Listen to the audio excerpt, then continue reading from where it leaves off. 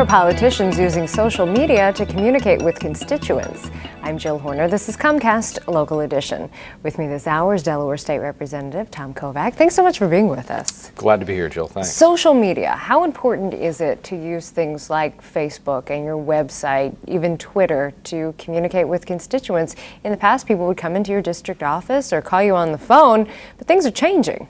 They are. I mean, everybody's living in this fast-paced society. And also, people are busy. People don't have the time to stop in. I have coffees on a couple mornings a month. I get some regulars and I get some new people here and there, but people are busy going to their jobs, taking care of their kids, doing their own things. This is a way to allow people to connect. This social media is allow people to connect without having to invest a serious amount of time, without having to go sit down for a cup of coffee. Somebody can email me something, somebody can respond to a Twitter, somebody can look on my email or Facebook or respond to an email. And all those are effective forms of communication for me to be able to represent the interests of my constituents. But this is not to say that this is necessarily a replacement for those person-to-person types of communication. Not at all. As a matter of fact, I just sent out a snail mail communication blast report, a 2-page color report to the constituency describing what happened last legislative session, some bills that I was involved in, and then what's going on in the community. So you still have to, mail things out. You still have to attend, host town halls, which I'm going to do in April. You still have to have that communication, and people that are used to that communication want that form. But there's kind of a next generation of people that want to get involved. They're either too busy or they're very interested in their technology. And if you can reach out to a whole new class of voter, younger voters with this technology, I think it's great. Let's talk a little bit about Twitter. Is it something that you think can be used effectively? 140 characters. Can you effectively get information across with something like that? Well, as a lawyer, it's kind of tough to limit yourself to 140 words, 140 characters for crying out loud. But no, you can. And I've been tweeting every legislative day since session started this year, and I'll maybe send 3 or 4. I'm not going to tell, well, now I'm walking in the legislative hall, now I'm sitting down, now I'm chewing gum. That's not what I share. I said, this bill's on the agenda today, or I'm in the environmental committee, this is what we're discussing.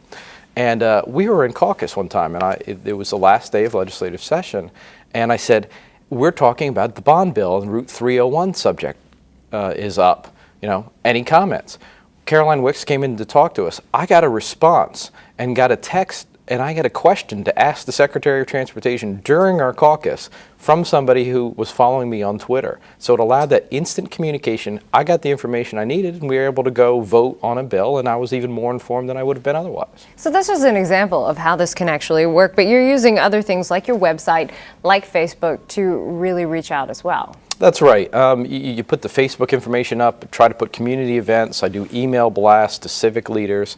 So I'm trying to hit all these forms of communications to keep people in touch, and so they can keep in touch with me. And it allows them to see what I'm doing, and then it also holds your elected officials accountable, because you can't say one thing at a meeting, somebody will Twitter about it or record it and put it up on their Facebook page or a link to it, and you can't say something different to another meeting. I'm for taxes here, I'm against taxes here. You have to be consistent, so it keeps your elected officials accountable.